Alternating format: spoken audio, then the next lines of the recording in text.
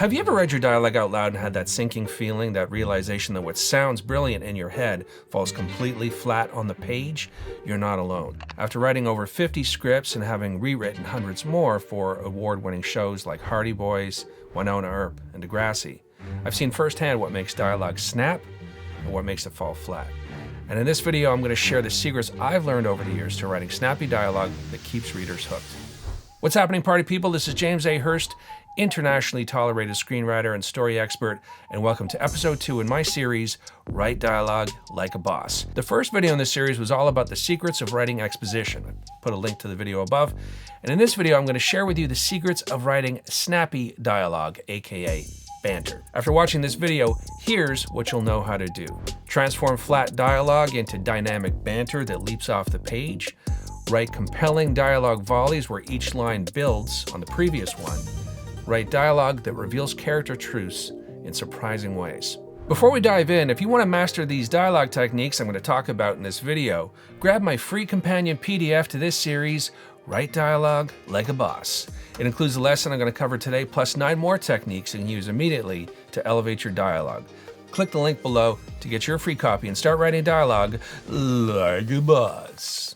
So early on in my career, I thought I had mastered the art of dialogue. I'd studied every screenplay book, I'd read every script I could get my hands on, and I worked on my dialogue to the place that I felt pretty confident about it. But then I shared my script with a writer that I really respected, hoping for some validation. But instead, they handed it back to me with one note that hit me pretty hard. He said, "This isn't dialogue, it's characters talking at one another." Now, I'll admit, I was pretty crushed. And a few days later, I found myself at this cheesy themed restaurant, and there's a tennis match on the big screen TV that really caught my attention. I'll be honest, I don't remember who was playing because I'm not a big tennis fan, but watching the game, I was really struck by something. I realized that what I was watching wasn't a match, it was a conversation. Every serve was a challenge. Every return was an answer that twisted the serve into something harder to hit back. Every return of the ball was like a line of dialogue, keeping this high-stakes, highly competitive conversation going. And that's when it hit me. That's what I was missing from my dialogue. So the secret to writing snappy dialogue, it's not about characters talking fast and spouting funny lines at one another. That's what my mentor was trying to tell me when he said this isn't dialogue, it's two people talking at one another. Great snappy dialogue that sweeps the reader along, it's like a competition. Each character is trying to win the exchange. One character serves the ball and the other flips the serve back and fires it in such a way that it's difficult for the other player to hit it. And what that does is it takes the conversation into a new direction.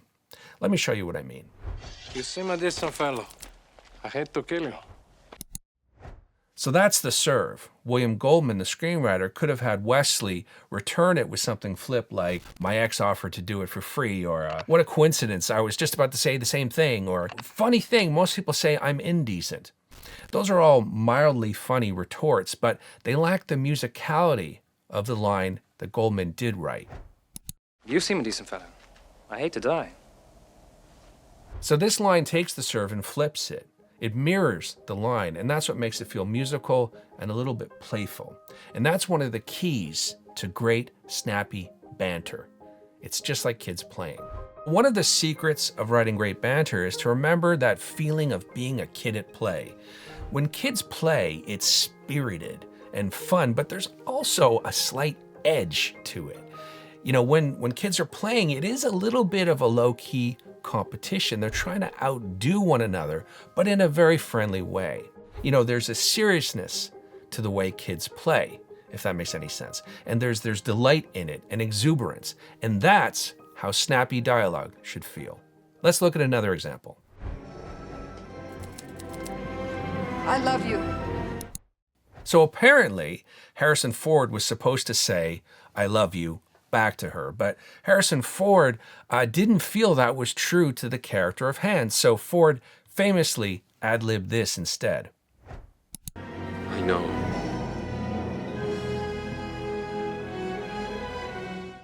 This is a very funny line because, one, it's unexpected, and two, It's because he's speaking the uncomfortable truth out loud. And that's the next secret I want to share with you. The power of great dialogue comes from this sudden, sharp reveal of truth.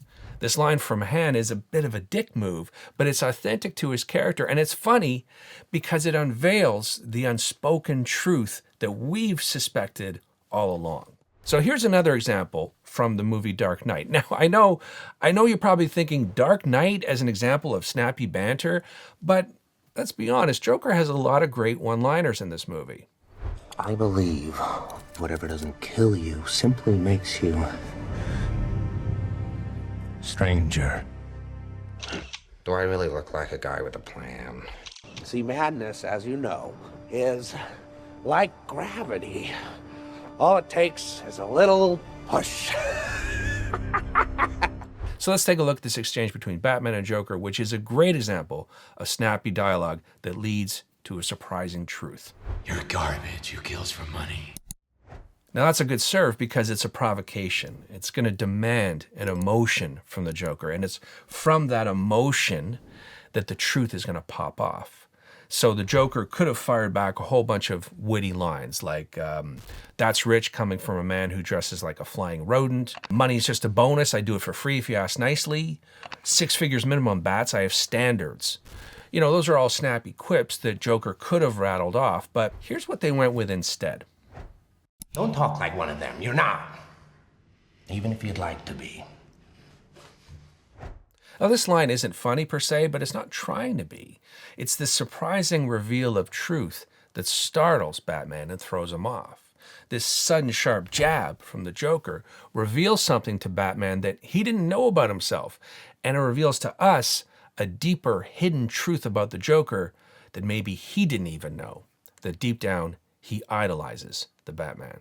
So snappy dialogue is about more than characters trading witty quips. It's about characters revealing sudden, surprising truths. That's the secret of snappy dialogue that really lifts off the page.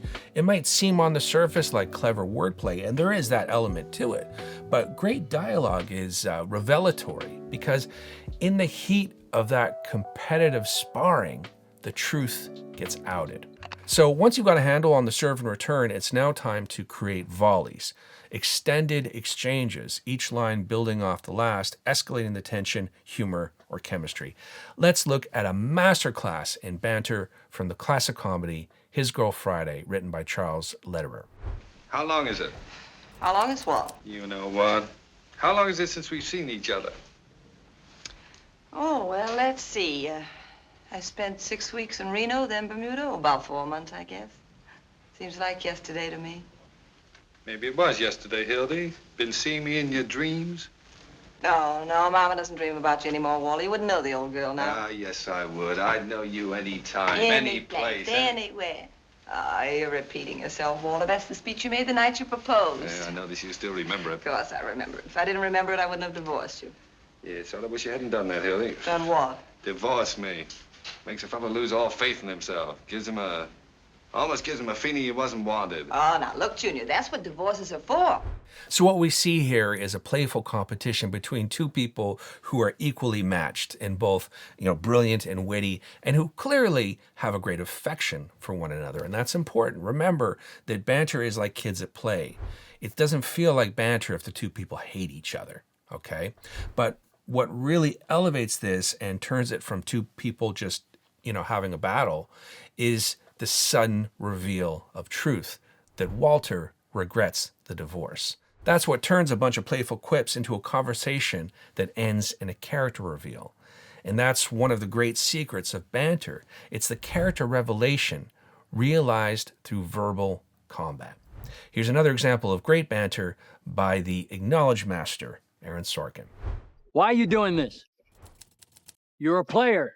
You're bigger in the party than I am. Hoynes would make you national chairman. Leo, tell me this isn't one of the 12 steps. That's what it is. Right after admitting that we're powerless over alcohol and that a higher power can restore us to sanity. That's where you come in. Leo.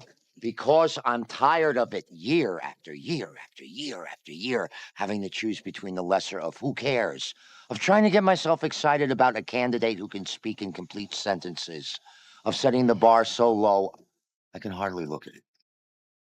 They say a good man can't get elected president. I don't believe that, do you? You think I'm that man? Yes. Doesn't it matter that I'm not as sure? So this exchange from the West Wing displays Sorkin's verbal dexterity, a dexterity that many writers, including myself, envy and find pretty intimidating. Now, on the surface, it just seems like clever musical repartee, but truthfully, it's a competitive match where points are scored when one character reveals their truth in funny, startling ways. Always remember that the goal of Banter is for characters to reveal their truth to one another and to themselves. So that's it for today's video, party people. Be sure to like and subscribe so you don't miss the next episode, where I'll reveal how to write dialogue so quotable that viewers will be repeating your lines long after they've left the theater. Because contrary to what most writers think, there are some surprisingly simple secrets to writing quotable lines that you can use to make your dialogue more quotable. This is James A. Hurst for Screenright. Be sure to like and subscribe for more videos about screenwriting and the art of story. Stay awesome.